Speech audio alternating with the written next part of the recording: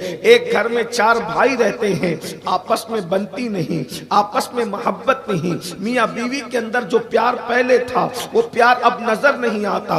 गर्ज के इंसान बेकरार है, गर्ज के इंसान बेचैन है। उसकी सबसे बड़ी वजह क्या है?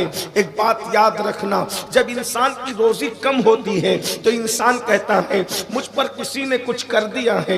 इंसान बीमार होता है तो कहता है मुझ पर किसी ने कुछ कर दिया है। बेटी को रिश्ते नहीं आते, कोई कहता मुझ पे किसी ने कुछ कर दिया है। बीमार रहता है, तकलीफ में रहता है, मुसीबत में रहता है, नींद की गोली खा के भी सुकून की नींद नहीं आती। इंसान कहता है मुझ पे किसी ने कुछ कर दिया है।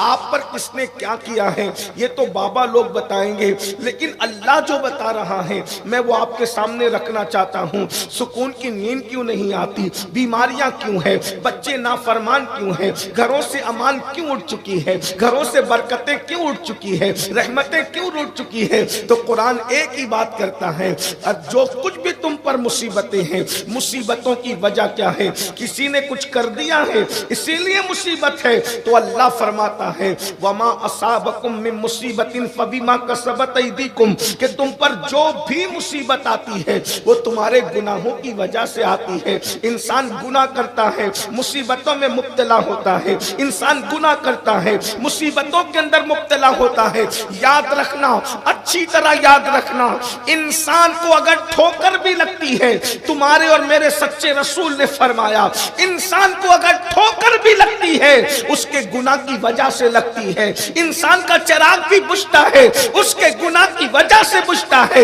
हत्ता के इंसान के बदन में खुजली भी आती है उसके गुनाह की वजह से आती है।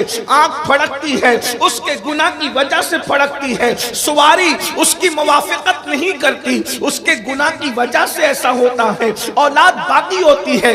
हत्ता के अल्लाह के रसूल सल्लल्लाहु अलैहि वसल्लम फरमाते हैं तुम पर जालिम हुक्मरान भी अगर मुसल्लत होते हैं तो तुम्हारे गुनाह की वजह से होते हैं। अगर मुसलमान गुनाह न करे उसे जिंदगी में कभी ठोकर भी नहीं लग सकती। अगर मुसलमान गुनाह न करे कभी उसका चिराग भी नहीं बुझ सकता। आंधियों पर भी तुम्हारा चिराग जलता रहेगा। अगर तुम गुनाह करना छोड़ दो तुम्हें खुजली भी नहीं आएगी। अगर तुम गुनाह करना छोड़ दो, मगर अफसोस, अल्लाह अकबर, ये मैं किसी बाबा की, आमिल की, मौलवी साहब की, किसी नाजिम की बात नहीं कर रहा हूँ, अल्लाह रसूल की बात आपके सामने रख रहा हूँ। यहाँ सब बैठे मुसलमान हैं। अल्लाह के बंदो गौर करो, जब ठोकर भी गुनाह की वजह से लगती है, जब बीमारियां गुनाह की वजह से आती हैं, जब मुसीबतें गुनाह की वजह से आती हैं, जालिम हुक्मरान गुनाहों की वजह से मुसल्लत होते हैं। अब हम अपने अमाल का जायजा लें। मेरे भाइयों बताओ वो कौन सा गुनाह है जो हम नहीं कर रहे हैं? मैं आपको कहता हूं सुधर जाओ, आप मुझसे कहते हैं सुधर जाओ। हम एक दूसरे को सुधरने की बात करते हैं, हम खुद क्यों नहीं सुधरते? हम खुद क्यों नहीं संवरते? अपने आप का जायजा लो, अपनी जिंदगी का जायजा लो, हमारी रातों को देखो, अपनी रातों की तन्हाइयों का जायजा लो। वो कौन सा गुनाह है जो मुसलमानों के अंदर मौजूद नहीं है? अल्लाह अकबर, नशा मुसलमानों की मोहल्लों में हो रहा है। जिना के अड्डे मुसलमानों के मोहल्ले में खोले जा रहे हैं। अल्लाह अकबर, औरतों के साथ नाजायज ताल्लुकात के मामलात से लेकर गाने और गजलें सुनने तक, इसी तरीके से बदकारियों तक, गंदी फिल्मों तक, जितने गुनाह हैं, सूद को ले लीजिए, गीबत को ले लीजिए, हर बुराई हमारे माशरे में मौजूद है। लेकिन अब एक बात मैं आपसे पूछना चाहता हूँ, हर इंसान गुनाह का जिक्र करता है, ये हो रहा है, ये हो रहा है, इसका हल क्या है? इसका सॉल्यूशन क्या है? ये कैसे हल होगा? गुनाह का इलाज किसके पास है? आज तक साइंस ने जो है कैंसर की दवा इजाद कर ली है, सर दर्द की दवा पहले से मौजूद है, बुखार की दवा मौजूद है, हर दवा इंसान के पास मौजूद है। लेकिन बीमार गुनाह की दवा किसी इंसान के पास मौजूद नहीं है, बल्कि साइंसदान भी जो है वो गुनाहों में मुलव्विस है। किसी मजहब के पास, किसी मसलक के पास गुनाह की दवा नहीं। लेकिन आज की इस महफिल में मैं आपके सामने बहुत लंबी तकरीर नहीं करूंगा, बहुत शॉर्ट गुफ्तगू करके मुकम्मल कर दूंगा।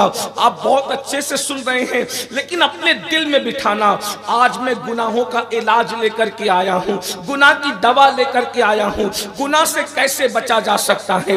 कोई इंसान ऐसा नहीं जो गुनाह से बचना नहीं चाहता, लेकिन उसको नुस्खा नहीं मालूम है। गुनाह से बचने का नुस्खा क्या है, गुनाह का इलाज क्या है, गुनाह की दवा क्या है? मेरे भाइयों, गुनाह का एक ही इलाज है जो किसी मजहब के पास मौजूद नहीं है, जो किसी मसलक के पास मौजूद नहीं है। वो क्या है पता है? अल्लाह इरशाद फरमाता है, इन्नल्लाह काना अलैकुम रकीबा, कि बेशक अल्लाह तुम पर कड़ी निगरानी कर रहा है। अल्लाह तुम्हें देख रहा है, अल्लाह तुम्हें देख रहा है, अल्लाह तुम्हें देख रहा है। याद रखना, तहतुस्सरा की तह में चले जाओ तो भी अल्लाह तुम्हें देख रहा है, पहाड़ों की बुलंदियों पे चले जाओ तो भी अल्लाह तुम्हें देख रहा है, चार दीवारी में रहो तो भी अल्लाह तुम्हें देख रहा है, समुंदर की गहराई में रहो तो भी अल्लाह तुम्हें देख रहा है। हर वक्त मेरा अल्लाह हम सबको देख रहा है। अल्लाह कितना करीब है। औरों का खुदा जाने कहां कहां रहता है, लेकिन हमारा खुदा तो हमारी जान से ज्यादा करीब है, हमारी शहरत से ज्यादा करीब है। कुरान कहता है, हुवा माकुम ऐनमा कुंतुम, तुम जहां कहीं हो अल्लाह तुम्हारे साथ है। नहनु अक़रबु इलैहि मिन हब्लिल वरीद, अल्लाह तुम्हारी शहरत से ज्यादा करीब है।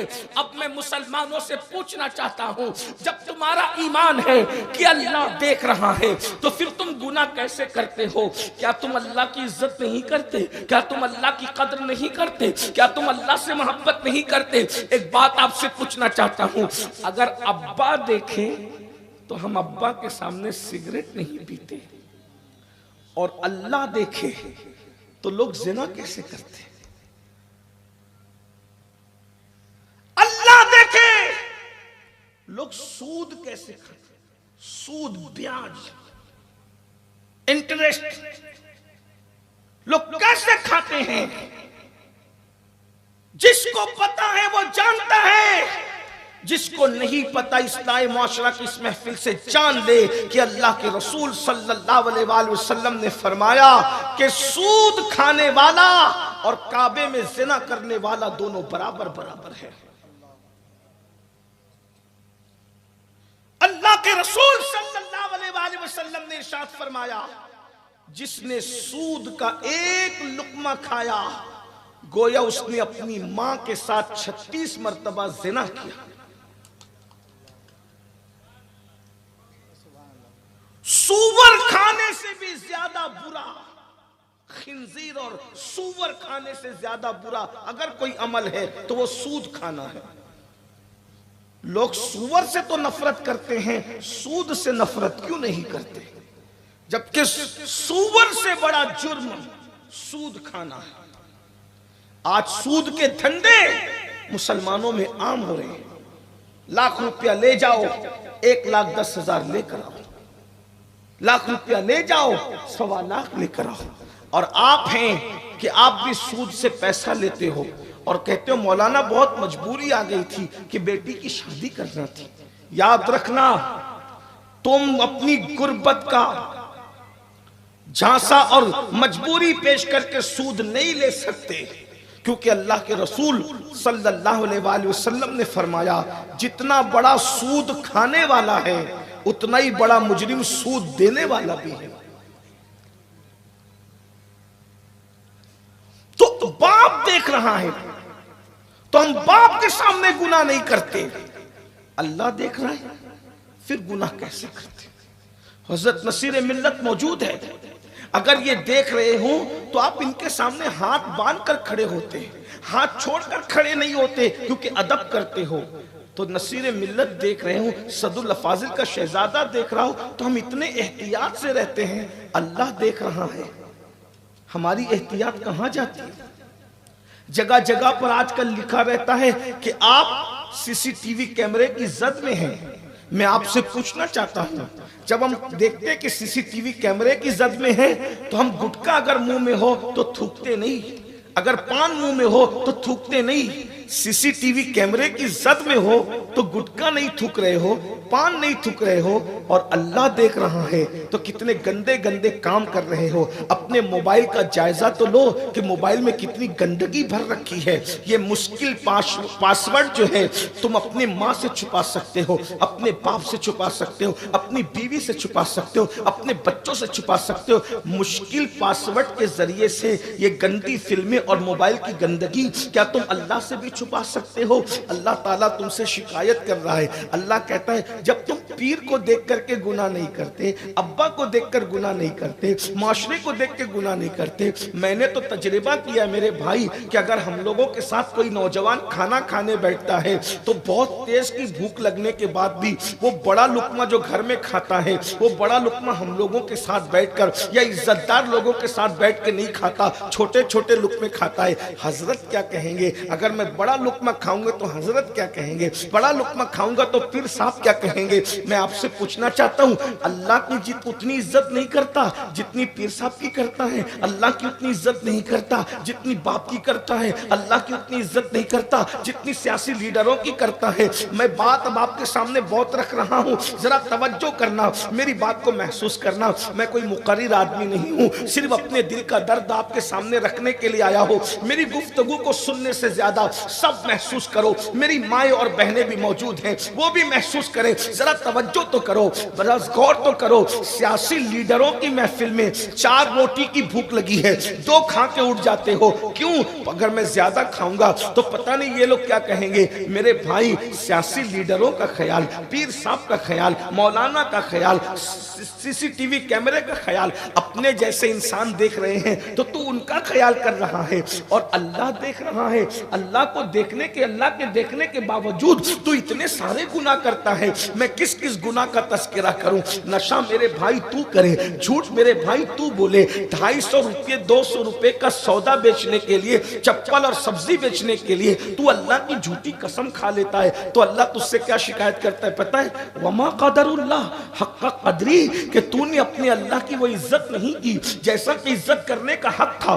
तू सबको देखकर गुनाह से बचता है, और अल्लाह देख रहा है, हर वक्त देख रहा है। मेरे भाई, अगर पॉइंट पुलिस देख रहा हो तो हम हेलमेट पहने बगैर जो है वो वहां से सिग्नल से नहीं गुजरते। अगर पॉइंट पुलिस की जो है वो उसका पॉइंट आ जाए तो हम जल्दी से सीट बेल्ट लगा लेते हैं। अब मैं आपसे पूछता हूँ, हेलमेट क्यों पहन रहे हो? का पुलिस वाला देख रहा है। अल्लाह अकबर, जहां कैमरे लगे हो वहां फौरन कार की रफ्तार धीरे कर लेते हो क्योंकि कैमरे में आ जाएंगे तो क्या होगा इसका नुकसान? सीट बेल्ट लगाओ, पुलिस वाला देख रहा है, क्या होगा इसका नुकसान? का वो पेनल्टी मार देगा। मैंने कहा क्या पेनल्टी मारेगा? 50 रुपए, 500 रुपए, 1000 रुपए। 500 और 1000 रुपए से बचने के लिए कितनी जल्दी सीट बेल्ट लगाते हो, कितनी जल्दी हेलमेट पहनते हो, कितनी जल्दी कार की रफ्तार धीरे करते हो, और अल्लाह तुम्हें देख रहा है। अब अल्लाह क्या करेगा?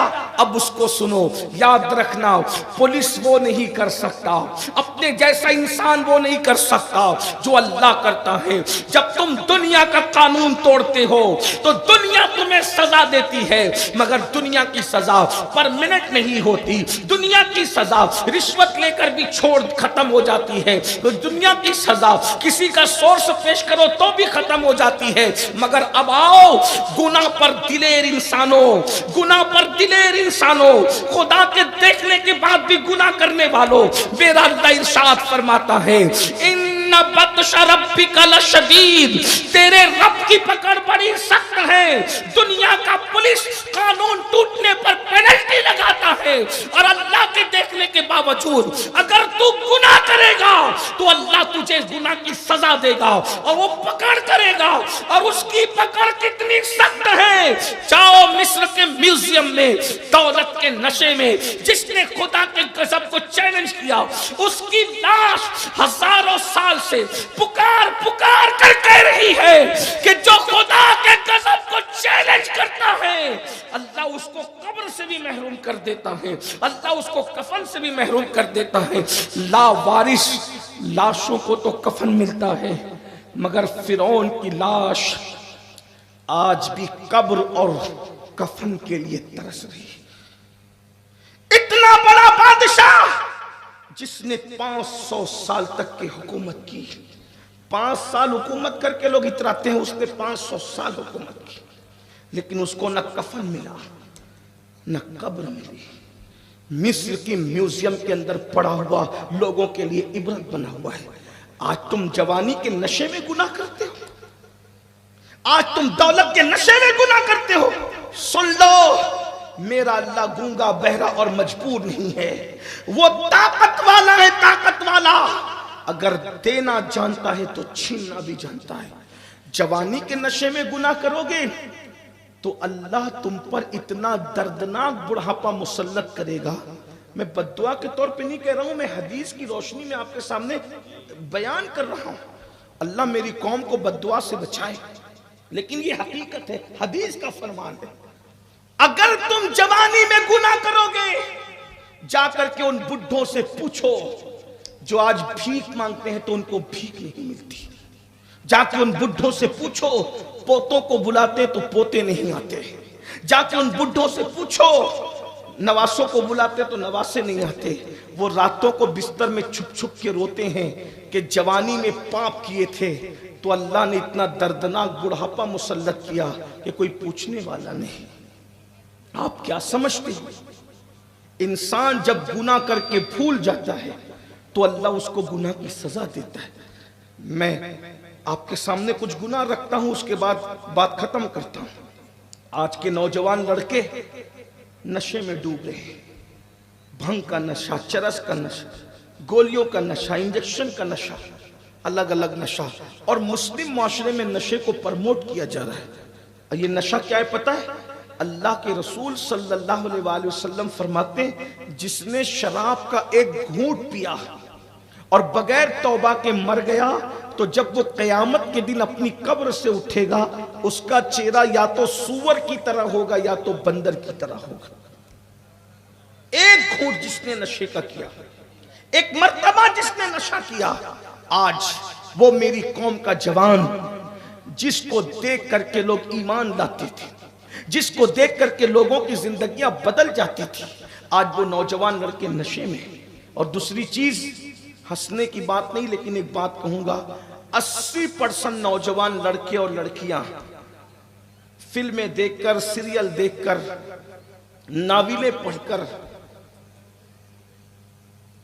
नाजायज ताल्लुकात में मुब्तला हो गए। नौजवान लड़के लड़कियों को ऐसा लगता है कि जवानी में अगर लड़की से प्यार ना किया तो ये जवानी क्या है, और लड़कियां समझती है कि जवानी में लड़कों से दोस्ती जरूरी है। ये हंसने की बात नहीं, ये दिल का दर्द है। याद रखना, अपने मजहब में किसी लड़की से शादी से पहले दोस्ती की इजाजत नहीं है, किसी भी लड़की से। और अपने मजहब में किसी लड़के से शादी से पहले दोस्ती की इजाजत नहीं है। बल्कि मेरे भाई, अपने मजहब की पवित्रता ये है, अपने मजहब की पाकीज़गी ये है, अगर कोई लड़की जा रही हो खूबसूरत तो उसको पाप की नजर से नहीं देख सकते। अगर पाप की नजर से देखा तो अल्लाह के रसूल सल्लल्लाहु अलैहि वसल्लम फरमाते हैं कि आंखें भी जिना करती है। सहाबा ने पूछा, या रसूल अल्लाह, आंखें कैसे जिना करती है? तो फरमाया, किसी औरत को पाप की नजर से देखना या औरत का किसी मर्द को पाप की नजर से देखना, ये आंखों का जिना है। पूछा गया, या रसूल अल्लाह, इस गुनाह की सजा क्या है? अब मैं अपनी बात नहीं, अपने आका की बात, क्योंकि यहाँ सब रसूलुल्लाह के गुलाम बैठे, हुजूर पर एतमाद करने वाले बैठे, सब रसूलुल्लाह के आशिक बैठे। मेरे आका इरशाद फरमाते हैं, तुम्हारे मेरे सच्चे रसूल फरमाते हैं, मुसलमानों लरस जाओ, अपने आप को तबाह मत करो, अपने आप को बर्बाद मत करो। ऐ मेरी कौम के जवान, तू अय्याशी के लिए ना आया था दुनिया में, तू लड़कियों की नाजायज दोस्ती के लिए ना आया था दुनिया में। अपने आप पर मेरे भाई रहम तो कर ले। अल्लाह के सच्चे रसूल सादिक व मज़दूक मुस्तफ़ा जाने रहमत का फरमान है कि जब तुम में से कोई मर्द किसी औरत को पाप की नजर से देखता है या कोई औरत किसी मर्द को पाप की नजर से देखती है, पाप की नजर यानी गंदी नजर से, गलत इरादे से देखती है, या मर्द किसी औरत को गलत इरादे से देखता है, तो मेरे आका फरमाते हैं अल्लाह रब्बुल इज्जत उसकी आंखों में जहन्नम की आग भरेगा और जहन्नम की आग से बनी हुई सलाखें उसकी आंखों में फेरी जाएगी। अगर कोई मौलवी कहता तो मैं कभी बयान न करता, कोई स्टेज का नाजिम कहता मैं कभी बयान न करता, कोई सियासी लीडर कहता मैं कभी बयान न करता, था, ये सोच करके चलो जज्बात में कह दिया हो, लेकिन ये मेरे नबी ने फरमाया है। और मेरे नबी के फरमान के बारे में अल्लाह इरशाद फरमाता है, अल्लाहु अकबर, वमा यंतिकु अनिल हवा इन हुवा इल्ला वह्युन यूहा, कि मेरा हबीब अपनी मर्जी से कुछ भी नहीं कहते, वो जो कुछ कहते हैं उन पर वही की जाती है। यानी ज़बान मुस्तफ़ा जाने रहमत की होती है और कलाम खुदावंद कुद्दूस का होता है। मेरे भाइयों, अब आपसे पूछना चाहता हूं, अल्लाह के रसूल फरमा रहे हैं कि जिस मर्द ने औरत को पाप की नजर से देखा या औरत ने किसी मर्द को पाप की नजर से देखा, गंदी नजर से देखा, आका अलैहिस्सलातु व तस्लीम फरमाते हैं आंखों में जहन्नम की आग की सलाखें फेरी जाएगी। मैं तुमसे सवाल करता हूं, आंखें कितनी कमजोर है अपनी, आंखें कितनी नाजुक है अपनी। अगर आंखों में धुआं चला जाए तो आंखें रोने लगती है, आंखों में तिनका चला जाए तो आंखों से आंसू निकलने लगते हैं, आंखों में खड़ा चला जाए। अल्लाह अकबर। हद तो ये है, अगर माँ बहनें प्यास काट रही हो और हम वहां मौजूद हो तो प्यास के नन्हे नन्हे जर्रात हमारी आंखों में चले जाए तो हमारी आंखें बर्दाश्त नहीं कर पाती। मेरे भाई, अल्लाह अकबर। दुनिया की पुलिस की सजा की औकात क्या है, दुनिया की हुकूमतों की सजा की औकात क्या है, अल्लाह का अज़ाब कितना सख्त है। इन्ना बत्श रब्बिका लशदीद। किसी को पाप की नजर से देखने की वजह से आंखों में आग की सलाखें डाली जाएगी। मेरे भाई, अपने आप पे रहम कर ले। जिस नबी के कहने पर हमने इस्लाम को सच्चा दीन माना है, वो रसूल कह रहे हैं औरतों को पाप की नजरों से देखने वालों, तुम्हारी आंखों में आग की सलाखें फेरी जाएगी। है बर्दाश्त करने की ताकत? जो आंखें तिनका बर्दाश्त न कर सके, जो आंखें प्यास के जर्रात बर्दाश्त न कर सके, जो आंखें धुआं बर्दाश्त न कर सके, क्या हमारी आंखें अल्लाह के अजाब को बर्दाश्त कर सकेगी? उठा सकोगी अल्लाह के अजाब को? माज़अल्लाह, या तो ये कह दो कि हम इस बात को नहीं मानते, और अगर मानते हो तो फिर तुम्हारे अंदर जुर्रत कितनी है कि तुम अल्लाह का इतना बड़ा अजाब बर्दाश्त कर सकोगे? सुन लो, ये जवानी हमेशा नहीं रहेगी, ये जवानी की बहारें हमेशा नहीं रहेगी। जवानी आने जाने के लिए आती है। किसके पास जवानी रही? जो अपने पास जवानी रहेगी। किसका माल रहा? जो अपना माल रहा रहेगा। किसके पास हुस्न रहा? जो अपने पास हुस्न रहेगा। इसलिए कि कब तक गुनाह करोगे? जब तक जिंदा रहोगे तभी तक ना। एक दिन मौत तो आने वाली है। मौत से बच सकते हो? अगर मौत से बच सकते हो, तुम्हारे पास कोई है ऐसा तरीका, तो जाओ, जो चाहो करो। अगर मौत से बचने का नुस्खा मिल गया है तुम्हें, जो चाहो कर लो। और अगर नहीं, और हर किस नहीं, तो कुरान कहता है ऐनमा तकूनु युद्रिकुमुल मौत वलौ कुंतुम फी बुरूजिन मुशय्यदा, कि अगर तुम मजबूत किलों में जाके छुप जाओगे तो भी तुम्हें मौत आकर के रहेगी। अगर मौत से कोई बच सकता था, मेरे जुमले पे गौर करना, अगर मौत से कोई बच सकता था, एक ही हस्ती थी, वो ज़हरा के बाबा, हसनैन करीमैन के जद मुस्तफ़ा जान रहमत की ज़ात थी, जिसके लिए अल्लाह ने कायनात बनाई, जिसके लिए अल्लाह ने कायनात को वजूद अता किया। मेरे इमाम बरेली का कलंदर कहता है, वो जो न थे तो कुछ न था, वो जो न हो तो कुछ न हो, जान है वो जहान की, जान है तो जहान है। अगर कोई मौत से बच सकता था तो हुजूर, मगर मेरे भाई, खुदा ने जिसकी खातिर कायनात को बनाया उसको भी मौत का मजा चखाया। ये और बात है कि नबी की मौत आम इंसानों की मौत की तरह नहीं है। मेरे इमाम कहते हैं, अंबिया को भी अजल आनी है, मगर ऐसी के फकत आनी है। फिर वही मौत के बाद उनकी हयात मिस्ल साबिक वही जिस्मानी है। हुजूर को एक आन के लिए मौत आई, फिर हमेशा के लिए जिंदा कर दिए गए। तू जिंदा है वल्लाह, तू जिंदा है वल्लाह। मेरी चश्मे आलम से छुप जाने वाले, मुझे बताओ, जब अल्लाह के रसूल को मौत का मजा चखाया गया, तुम्हें और मुझे मौत नहीं आएगी? क्या तैयारी की है मौत के लिए? क्या तैयारी की है मौत के लिए? सुन लो, कब तक अय्याशियां करते रहोगे? कब तक अपनी दौलत पर घमंड करते रहोगे? कब तक अपनी ताकत पर घमंड करते रहोगे? कभी सोचा मौत आएगी? मौत। और एक बात याद आ गई तो अर्ज कर दूं, नेक लोगों को मौत कैसी आती है पता है आपको?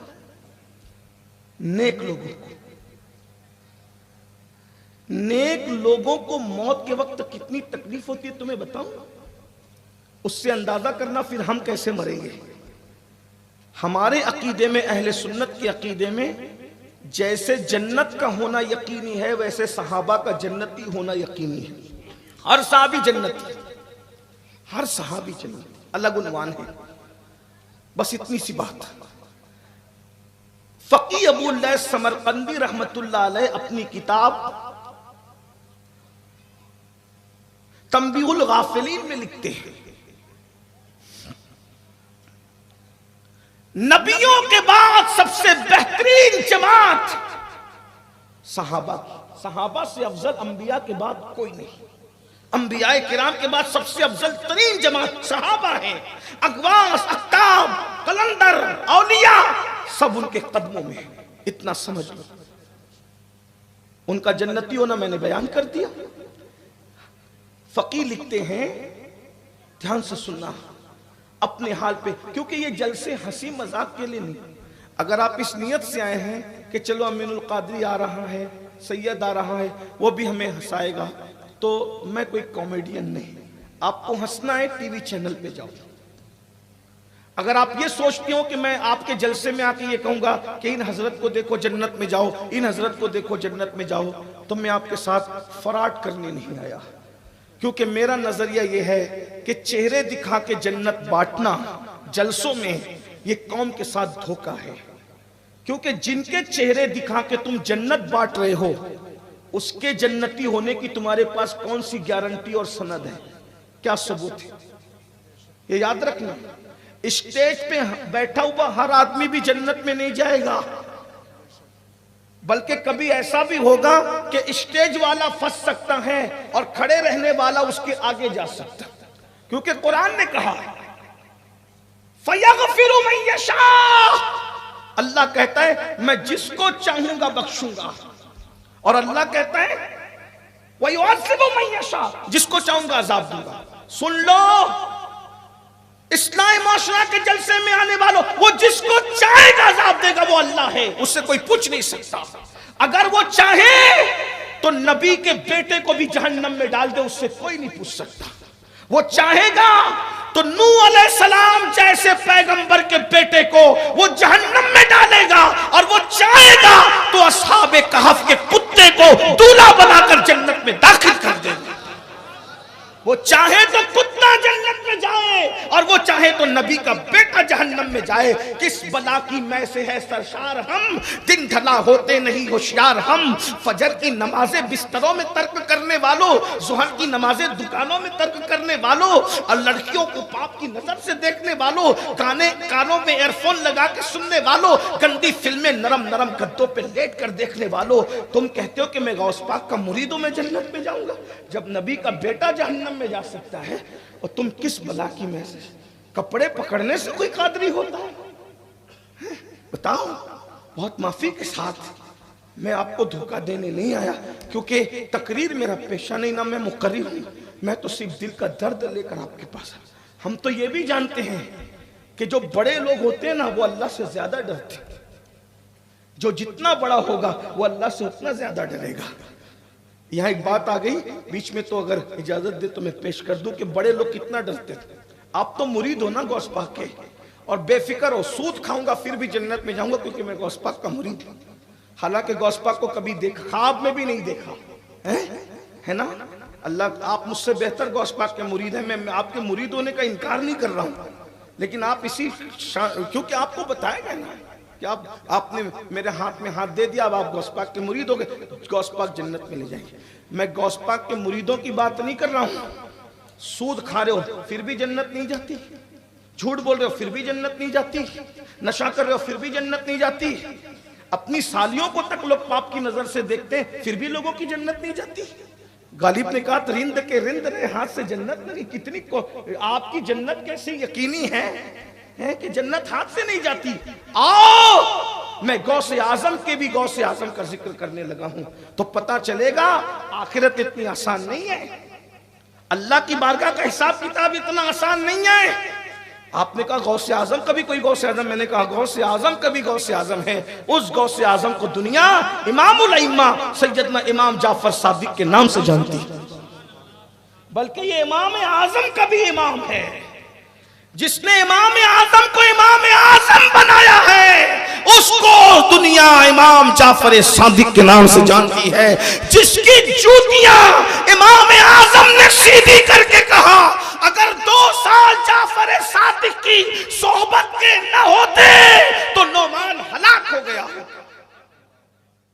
जिसने इमाम आजम को इमाम आजम बनाया वो कौन है? इमाम जाफर सादिक।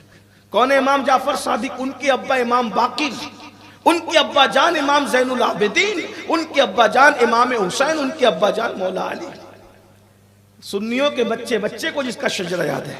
लेकिन अब उनकी कैफियत आपको बता दूं। इमाम जाफर सादिक जब किसी से मुसाफा करते थे तो उसका हाथ पकड़ लेते।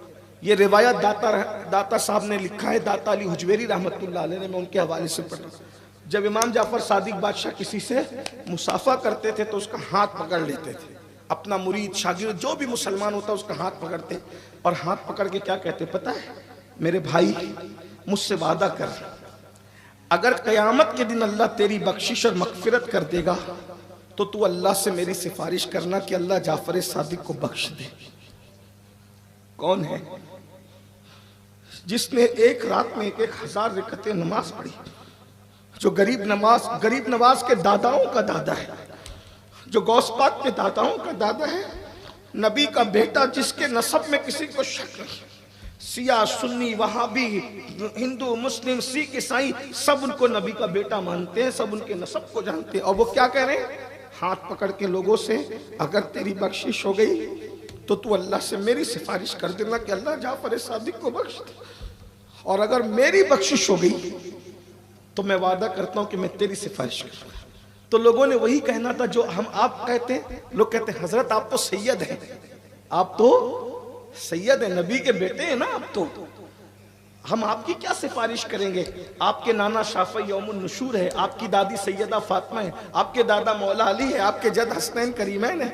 तो बताए इमाम जाफर सादिक क्या कहते हैं? कहते यही तो रोना है कि हम सैयद हैं। रोना इसी पे आ रहा है कि हम सैयद हैं। क्यों? कहा कि हम क़यामत के दिन अपने नाना को मुंह क्या दिखाएं? जो 1000 रकअत नफिल नमाज पढ़ता है वो रसूलुल्लाह को मुंह दिखाने की हिम्मत नहीं कर रहा है।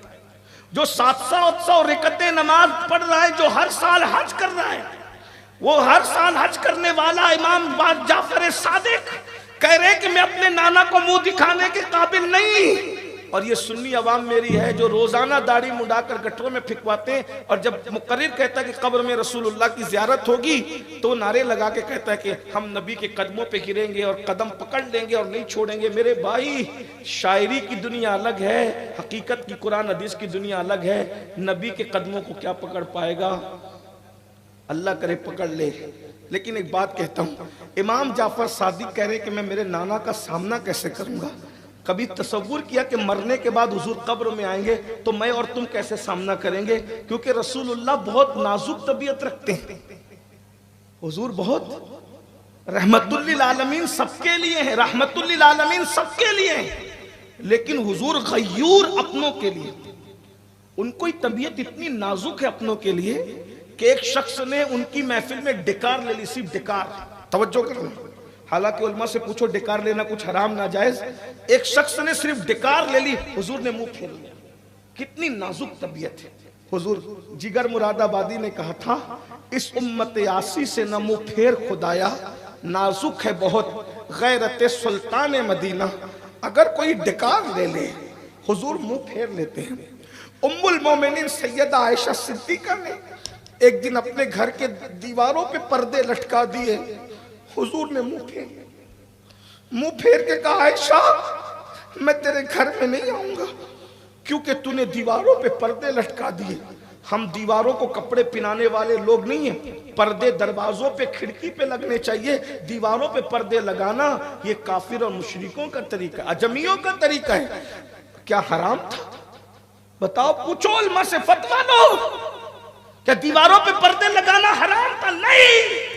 अम्मी आयशा के शायान शान न था, लेकिन हुजूर ने उनसे भी मुंह फेर लिया जब तक कि उन्होंने पर्दे उठाकर फेंक न दिए।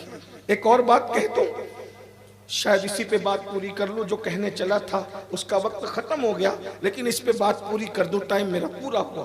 तवज्जो करना, पूरी कायनात में रसूलुल्लाह ने सबसे ज्यादा अगर किसी से प्यार किया है, उलमा की तवज्जो चाहता हूं, अगर मैं गलती करूं तो ये मेरी इस्लाह कर देंगे, और आपके सामने ये बात पूरी कर रहा हूं, मेरी बहनों की भी तवज्जो चाहता हूं। अल्लाह के रसूल ने अल्लाह की तमाम मखलूक में सबसे ज्यादा जिससे प्यार किया, सबसे ज्यादा, वो एक हस्ती है, एक हस्ती।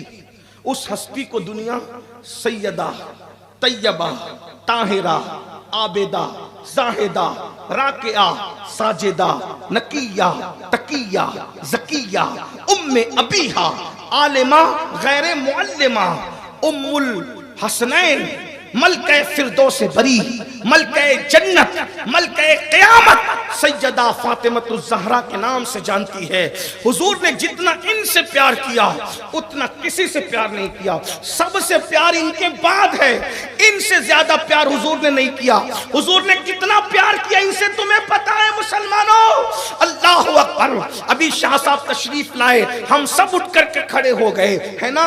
इसी तरह और भी बुजुर्ग आते हैं, हम उठ के खड़े हो जाते हैं। लोग कहते हैं फला बुजुर्ग के लिए फला बुजुर्ग खड़े हुए, उनकी बुजुर्गी का अंदाजा लगाओ। मेरे भाई, जिसके लिए बड़े बड़े बुजुर्ग खड़े होते हैं, मगर कुर्बान हसनैन पाक की अम्मी पर, कुर्बान सैयदा फातिमा की अजमत पर, अंबिया जिसके लिए अल्लाहु अकबर शबे मेराज बैतुल मुकद्दस में खड़े हो, उसे मोहम्मदुर रसूलुल्लाह कहते हैं। फरिश्ते जिसकी ताज़ीम में खड़े हो, उसे मोहम्मदुर रसूलुल्लाह कहते हैं। सिद्दीक, फारूक, उस्मान, अली, हसनैन, सहाबा, ताबईन, अकवास, अख्ताब, सारी कायनात जिसकी ताज़ीम में खड़े हो, उसे मोहम्मदुर रसूलुल्लाह कहते हैं। मगर रसूलुल्लाह जिसके आने पर खड़े हो जाए, उसे सैयदा फातिमतुज़ ज़हरा। क्या वो हस्ती है? क्या वो हस्ती है? क्या वो हस्ती है? क्या वो हस्ती है जिसकी आमद पर नबियों का इमाम खड़ा होता है, अंबिया का इमाम खड़ा होता है? और एक दो मर्तबा नहीं, सैयदा आयशा फरमाती हैं कि जब जब फातिमा आती तब तब रसूलुल्लाह उठकर खड़े हो जाते हैं। मैं बस एक दो सेकंड आपका लेना चाहता हूं, मेरा दिल चाह रहा है जब नबी उनके आने पे खड़े होते हैं, उनका जिक्र आने पर हम सब एक मर्तबा नबी की सुन्नत में खड़े हो जाए। अल्लाहु अकबर। जिसकी आमद पर हुजूर खड़े होते हैं, और खड़े होकर हुजूर अल्लाहु अकबर अपनी जगह पे नहीं बैठते, खड़े होकर हुजूर अपनी जगह पे नहीं बैठते, बल्कि सैयदा फातिमा को अपनी जगह पे बिठाते हैं, खुद अपनी जगह पे नहीं बैठते। तवज्जो फरमाए, तवज्जो फरमा ले। अपनी जगह पे खुद नहीं बैठते, अपनी जगह पे नबी सैयदा को बिठाते हैं। इसी पे बस नहीं, फिर हुजूर कहते हैं, फिर हुजूर उनकी पेशानी चूमते हैं। दुनिया हजर अस्वद चूमती है, जिसके लबों को हजर अस्वद चूमता है वो मोहम्मदुर रसूलुल्लाह सैयदा फातिमा की पेशानी को चूमता। जरा गौर तो करें ना, मैं किस हस्ती का जिक्र कर रहा हूं, जरा तवज्जो फरमाए। अल्लाहु अकबर। और फिर सिर्फ पेशानी नहीं, सैयदा उनके हाथ चूमती, वो सैयदा की पेशानी चूमते, और चूम करके फिर कहते फिदा के उम्मी वो अभी या फातिमा, फातिमा मेरी माँ आमिना तुझ पे कुर्बान, मेरा बाबा अब्दुल्ला तुझ पे कुर्बान है, मेरी माँ तुझ पे कुर्बान, मेरा बाबा तुझ पे। अल्लाह के रसूल ने सबसे ज्यादा उनसे प्यार किया। जब सैयदा, एक बात कहूं, सूफिया कहते हैं, सुन ले, हुजूर का उनके बगैर जी नहीं लगता, कहीं जी नहीं लगता।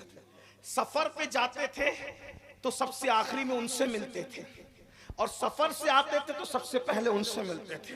यानी सैयदा के घर से सफर शुरू होता और सैयदा के घर पे सफर खत्म होता। और पता है, हाय हाय हाय कितना प्यार करते हैं उनका। लोग कहते ना बेटी पराया माल होती, क्या कहते लोग? बेटी, नबी ने इतना प्यार किया कि अपनी बेटी को पराये घर में दिया ही नहीं। तवज्जो, पराये घर में, क्योंकि हुजूर रह ही नहीं सकते थे, तो किसको दिया? जिसको अपने घर में खुद पाला था, जिसको अपने घर में, कि सबकी बेटियां बाहर जाएगी, मेरी और 3 बेटियां दी भी बाहर, 3 बेटियां दी भी बाहर, वो सब अजमत वाले लोग हैं। मैं कोई अफजलियत नहीं पढ़ रहा हूँ, सिर्फ फजाइल पढ़ रहा हूँ, समझना। लेकिन सैयदा जो सबसे चहीती थी उनको अपने घर में दिया, जिसको बेटे की हैसियत से पाला था उस चचाजाद भाई मौला मुश्किल कुशा हैदर कर्रार को दिया। और ये फैसला भी अल्लाह का था, ये अलग उन्वान है, इस पे बोलूंगा तो फिर बात लंबी होगी, लेकिन मुझे समेटना है। आपने बहुत देर से टाइम दिया। मैं लोगों को कहता हूं कि मैं 11 से 12 बजे तक तकरीर करता हूं, उसके बाद तकरीर नहीं करता। मैंने हमारे नाज़िम हज़रत अल्लामा निशान बरकाती से भी कहा था कि मुझे भैया दे देना, क्योंकि मेरी तकरीर ही नहीं होती। मैं खुश्क मिजाज आदमी हूँ, दिल का दुखड़ा सुनाता हूँ, और तकरीर रात जब देर गुजर जाती है तो उसके लिए कोई भारी भरकम मुकर्री चाहिए अपने को, तो तकरीर का कोई फन ही नहीं आता। लेकिन आप रहम करके सुन रहे हैं तो सुन ले, इतनी बात है। मौला मुश्किल कुशा का इंतखाब किया, वो अल्लाह का इंतखाब था। और एक बात भी बताऊं, पहले आसमानों पर अल्लाह ने शादी कराई, फिर जमीन पर वो शादी हुई। ये शादी भी बड़ी शादी है, ये भी एक अलग उन्वान है। हाँ, किसी बाप के बेटी की ये मकाम नहीं कि पहले आसमानों पे शादी कुदरत करे, फिर जमीन पे शादी अल्लाह का नबी करे। हैं, आसमानों पर अंबिया आए और जमीन पर सहाबा आए, और सैयदुल अंबिया भी खुद तशरीफ फरमा हो, फिर बात ही बात है ना। अगर बात छिड़ेगी तो ये तो वो है, हमारी जिंदगियों का उन्वान है। लेकिन लोग समझ ले जरा, अल्लाह अकबर, ये सैयदाए कायनात है, और हुजूर इतना प्यार उनसे। तो क्या हुआ पता है, जब मौला अली चूंकि हुजूर के घर में ही परवरिश पाए थे, तो जब उनकी शादी हो गई तो दूसरा कमरा दिलाना था, तो हुजूर ने एक सहाबी का घर उनको यानी कि दिया। तो उनका घर थोड़ा दूर था, तो हुजूर रो रहे थे। सुनना कितना प्यार था। हुजूर सब हुजूर की जुदाई में रोते हैं, हुजूर भी किसी की जुदाई में रोते हैं। वो कौन है, जरा हस्ती का अंदाजा लगाओ। जिसके लिए आमिना का लाल रोए ना, उसे सैयदा फातिमा कहते हैं। हाँ, सब मदीने की जुदाई में रोते हो, उनकी जुदाई में जो रोए उसे सैयदा फातिमा। तो ज़रा शान क्या है, अज़मत क्या है, मेरे माँ बाप कुर्बान है। यहाँ पर मेरा दिल चाह रहा है, मेरे इमाम सैयदी आला हज़रत ने जो उनकी मनक़बत पढ़ी है, मैं 2 मिसरे उनके पेश कर दूँ। हैं, ये मसलक आला हज़रत में, मसलक आला हज़रत क्या है भाई? अल्लाह की इज्जत करो, अल्लाह की ताज़ीम करो जैसा ताज़ीम करने का हक है, रसूलुल्लाह की ताज़ीम करो जैसा ताज़ीम करने का हक है, सहाबा की ताज़ीम करो जैसा ताज़ीम करने का हक है, अहले बैत की ताज़ीम करो जैसा ताज़ीम करने का हक है, औलिया उलमा की ताज़ीम करो जैसे ताज़ीम करने का हक है। हुजूर के गुस्ताखों से दूर रहो, हुजूर से मोहब्बत करने वालों से मोहब्बत करो, दीन पर अमल करो। तेरे गुलामों का नक्शे कदम है राह खुदा, वो क्या बहक सके जो ये सुराग लेके चले। एक मुताला अपने उलमा के सामने पेश कर रहा हूँ, उलमा तवज्जो करेंगे, दुआ देंगे, और अगर इस्लाह करें तो बेहतर है। आला हजरत ने जहां जहां सैयदा फातिमा की शान बयान की, तो वहां सैयदा फातिमा का असली नाम लेकर के कभी शान बयान नहीं की, क्योंकि आला हजरत सैयदा का इतना अदब करते थे कि नाम लेने से भी डरते थे, सैयदा फातिमा कहने से भी आप डरते थे। सैयदा फातिमा कहकर आपने कभी उनकी शान बयान नहीं की। जब भी शेर लिखा तो उनके अलकाब से लिखा, जैसे जहरा गुलबुन रहमत जहरा, मौला गुलबुन रहमत जहरा, सित्तैन उसकी कलियां फूल, सिद्दीक फारूक उस्मा, हैदर अरे उसकी शाख। फिर कहते हैं क्या बात रजा उस चमनिस्तान करम की, जहरा है कली जिसमें हुसैन और हसन। देखो जहरा कहा ना। फिर एक मकाम पर कहते हैं आला हज़रत इमाम अहले सुन्नत क्या अहले बैत की और सहाबा की शान बयान करते, कहते हैं अल्लाह अकबर, सैयदा ज़ाहिरा तैयबा ताहिरा, जाने अहमद की राहत पे लाखों सलाम। यहाँ भी सैयदा कहा, तैयबा कहा, ज़ाहिरा कहा, आबिदा कहा। हालांकि शेरी फन के एतबार से भी फातिमा आ सकता था, वजन घट बढ़ नहीं सकता था, लेकिन फातिमा नहीं का अलकाब के साथ। यानी अदब कितना है कि असली नाम लेने की वक्त का मुजद्दिद जुर्रत नहीं करता। ये है सैयदा फातिमा, क्योंकि जो जितना जानता है मारिफत रखता है वो उतना अदब करता है। और बात कितनी बड़ी कह दी, बात कितनी बड़ी कह दी, सुन लो। कहते सैयदा ज़ाहिरा तैयबा ताहिरा, जाने अहमद की राहत में लाखों सलाम। कुछ समझे, जाने अहमद की राहत पे लाखों सलाम का मतलब क्या है? आला हजरत बता रहे, मसलक आला हजरत कॉन्फ्रेंस करने वालों, अहमद रजा का इश्क नबी और और आले नबी देखो, कहते हैं जब सब बेचैन होते हैं तो नबी को याद करते हैं। दो जुमले सुन ले सैयदा की मनक़बत में, हर मुसलमान बेचैन हो तो नबी से राहत पाए, अंबिया बेचैन हो तो नबी से राहत पाए, फरिश्ते बेचैन हो तो नबी से राहत पाए। सबको राहत पहुंचाने वाला नबी जब खुद बेचैन होता है तो उनको सैयदा फातिमा से राहत मिल जाए। क्या शान है ना सैयदा, है क्या क्या शान है सैयदा, सैयदा ज़ाहिरा तैयबा ताहिरा, जाने अहमद की राहत पे लागू। उर्दू का शेर है भाई, तशरीह कर लो मेरे पास आके बैठ के तशरीह। जाने जिससे नबी को राहत मिलती है वो हसनैन की अम्मी सैयदा है ना, कितना प्यार किया, अल्लाह अकबर। और उनकी शान इमाम ने फिर बयान, कहते हैं जिसका आंचल न देखा मो महर ने ले आओ। अब मैं कोई बात चैलेंज से जल्दी नहीं करता, लेकिन ये बात चैलेंज से करूंगा। ले आओ किसी के घर में ऐसी बेटी हो, हजरत आदम के जमाने से लेके आज तक हो तो ले आओ।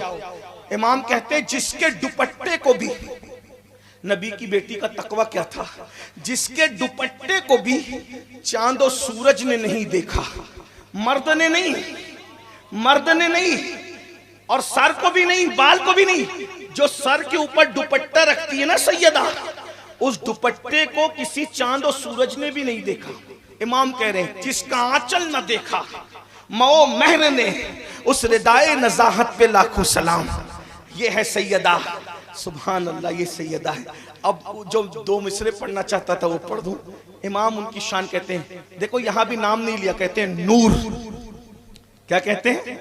नूर, बिनते नूर, ज़ौजे नूर, उम्मे नूर।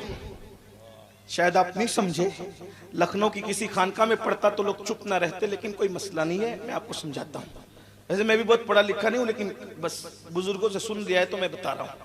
नूर, सैयदा फातिमा नूर है, बिनते नूर, नूर की बेटी है, ज़ौजे नूर, नूर की बीवी है, उम्मे नूर, नूर वो नूर की माँ है। एक नूर इमाम हसन और एक नूर इमाम हुसैन। हाय हाय हाय, ये शेर मैं अपने अंदाज में पढ़ता हूँ। मैं जब ये शेर पढ़ता हूँ तो इसी तरह पढ़ता हूँ, हो सके तो आप शामिल हो जाएं। ये सलमान भाई हमारे जो नात पढ़ रहे थे, हमारे मोइन भाई, मैं मौलाना ज़ीशान, ये अच्छे आवाज़ वाले, मेरी आवाज़ अच्छी नहीं है, नात वाली है जिसको लय में पढ़ते हैं। मेरा दिल चाह रहा है मैं सैयदा की तवज्जो को इस तरफ करने के लिए, और आप सब भी पढ़ें ताकि आपको याद रहे। कहते हैं नूर बिनते नूर ज़ौजे नूर उम्मे नूर, नूर। लोग नबी को नूर नहीं मानते, ये अहमद रजा का मसलक है। वो सैयदा को भी नूर कहते हैं, उनके बाबा को भी नूर कहते हैं। लोग कहते हैं अली का खानदान तो अलग था, आला हज़रत कहते हैं अली भी नूर है। अली को खारिज ना करो खानदान से, वरना तुम खारिज हो जाओगे। अली को ना निकालो, तुम निकल जाओ, क्योंकि खारजी हुए ही अली की दुश्मनी से। अली की दुश्मनी खारजी बनाती है। इमाम अहमद रजा कहते हैं अली भी नूर है, हसन भी नूर है, हुसैन भी नूर है। और आगे चल के बताऊंगा तो किस्सा ही खत्म कर दिया मेरे इमाम ने। फिर बात ये, मगर पढ़ सकते हो तो पढ़े। शायद आप लोग का मिजाज नहीं है पढ़ने का, साथ में मिलकर आप लोग शायरों को सुनते हैं, लेकिन थोड़ा अगर पढ़े, सैयदा की तवज्जो इस तरफ हो जाए, मेरा भी बेड़ा पार, तुम्हारा भी बेड़ा पार है। कहते हैं नूर बिनते नूर ज़ौजे नूर उम्मे नूर बिनते नूर ज़ौजे नूर उम्मे नूर, नूर नूर बिनते नूर ज़ौजे नूर उम्मे नूर, नूर नूर मुतलक की कनीज़ अल्लाह रे लमा नूर का, एक सीने तक मुशाबे, एक वहां से पांव तक, एक सीने तक मुशाबे, एक वहां से पांव तक, हुस्न सिबते उनके जामों में है नीमा नूर का, तो तेरी नस्ले पाक में है बच्चा बच्चा नूर का,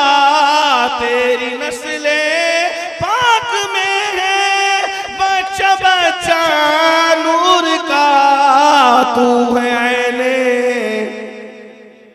तू है ऐने नूर तेरा, सब घराना नूर का, तू है ऐने।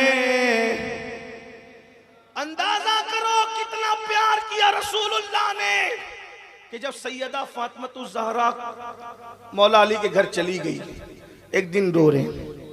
साहबी ने पूछा हुजूर क्यों रो रहे हैं? कहा फातिमा का घर मेरे घर से दूर है, उसके बगैर मैं रह नहीं सकता। तो उन्होंने कहा या रसूलल्लाह मेरा घर आपके बाजू में है ना, मैं वो घर उनको दे करके उनका घर मैं ले लेता हूं। आका ने कहा अगर तू ऐसा करेगा, अगर तू ऐसा करेगा तो मैं जन्नत में इसके बदले तुझे घर अता कर दूं। तो मेरी बेटी को मुझसे करीब कर दे तो मैं तुझे जन्नत। अच्छा फिर घर मिल गया, फिर भी सुकून नहीं, फिर भी चैन नहीं। का दीवार है ना, फिर चैन नहीं आता, और दीवार के बगैर बेटी रहेगी कैसे? तो कहा इसमें खिड़की बना दो। हाय हाय हाय, इसमें खिड़की बना दो, जब जब याद आती पर्दा हटा के कहते फातिमा जरा अपना चेहरा तो दिखा दे, फातिमा अपना चेहरा तो दिखा। हुजूर जिसके बगैर रह नहीं पाते थे, हुजूर अलैहिस्सलाम जब दुनिया से जा रहे हैं तो सैयदा के कान में कहा मैं जा रहा हूं दुनिया से, मेरी तैयारी है, अब मैं इस दुनिया में जाहिरी तौर पे नहीं रहूंगा। सैयदा रो पड़ी, का रोना नहीं, तुझे जल्दी अपने पास बुला ले। मेरे खानदान में सबसे पहले जो मुझसे आके मिलेगा वो तू होगी। यानी सूफिया कह रहे हैं कि नबी दुनिया में भी उनके बगैर नहीं रहे और कब्र अनवर में भी उनके बगैर नहीं है। हुजूर ने सबसे पहले उन्हीं को अपने पास बुलाया। जरा गौर तो करें, ये सैयदा है। अब पता चला सैयदा क्या है। एक जुमला और सुन ले, कयामत के दिन न किसी की दादागिरी चलेगी न बाबागिरी चलेगी, ये सबको पता है? कयामत के दिन न कोई दादा होगा न कोई बाबा होगा, सब नफ्सी नफ्सी कहेंगे। लेकिन मुसलमानों इतना समझ लो, जब सब नफ्सी नफ्सी कह रहे होंगे, या तो सैयदा के नाना की अजमतें बयान हो रही होगी या तो खुद सैयदा की अजमत बयान हो रही होगी। क्योंकि ना उनके बाबा की अजमत इसलिए बयान होगी कि फकत इतना सबब है इन्हें कादे बज़्म महशर का कि उनकी शान महबूबी दिखाई जाने वाली है। और जब सैयदा पुल सिरात से गुजरेगी तो अर्श के नीचे से आवाज आएगी, महशर वालों अपनी गर्दनें झुका लो, आंखों को बंद कर लो, मुहम्मदुर रसूलुल्लाह की शहजादी पुल सिरात से गुजर रही है। अगर बयान अच्छा लगा हो तो वीडियो को लाइक, चैनल को सब्सक्राइब जरूर करें।